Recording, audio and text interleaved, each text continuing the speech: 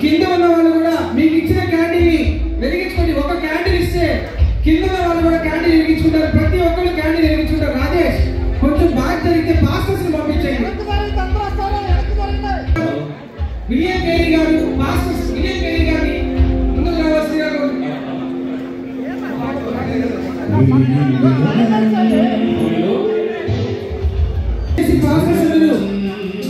ముందుకు రావాల్సిందిగా కోరుతున్నారు.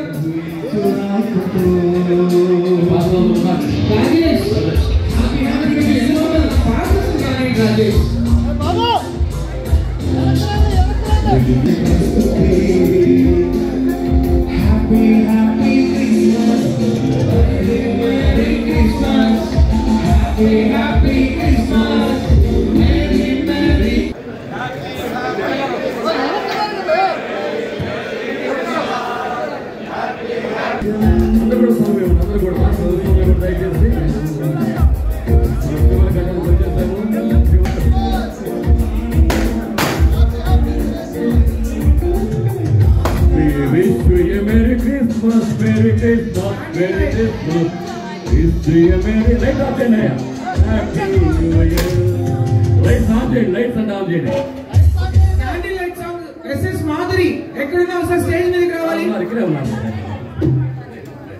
Candle light song SS Madhuri గారు స్టేజ్ మీదకి రావాలి. జరగండి అయ్యా చదువుకోండి చదువుకోండి అందరూ మళ్ళీ ఇంటిగా ఉంటుంది. లైట్స్ అంటే ఆన్ చేయండి. Lights on. బెత్లెహేములో సందడి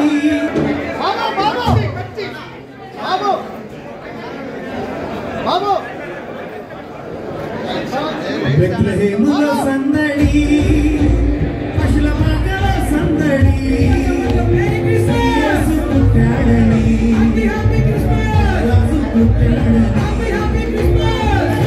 బెత్లెహేములో సందడి పశుల పాకల సందడి శ్రీ యేసు పుట్టాడని మహారాజు పుట్టాడని.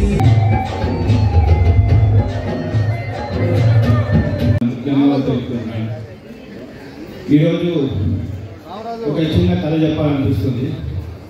2014 వరకు ఈ ఓడిపోయిన వరకు నేను ఎప్పుడు అంత రాజకీయాన్ని పట్టించుకునేవాడిని కాదు. వచ్చి క్యాన్వాసింగ్ చేసేవాడిని అంత పట్టించుకునేవాడిని కాదు. ఒక దెబ్బ తగిన తర్వాత నాకు జీవితం మీద అర్థమైంది. 2017లో ఫస్ట్ ఇక్కడ ఒంగోలుకి వచ్చి ఫస్ట్ క్యాన్వాసింగ్ ఎలక్షన్ ఎలా చేద్దాము ఏం ప్లాన్ చేసేటప్పుడు నాకు ఒక ఈనాడు జర్నలిస్ట్ ఒకడు నన్ను కూర్చోబెట్టుకొని ఒక విషయం చెప్పాడు మా నాన్న గురించి. అది ఇంకా నా మనసులో ఇంకా అట్లాగే కుదురిపోయింది. ఒక చిన్న యాక్సిడెంట్ జరిగింది. ఆ ప్రోగ్రామ్కి పెద్ద నాయకులు చాలామంది వచ్చినారు. ఆయన ఏమన్నాడంటే నేను ఆ మీటింగ్ లేట్కి వెళ్ళాను, ఎవరెవరు వచ్చారో నాకు తెలియలేదు.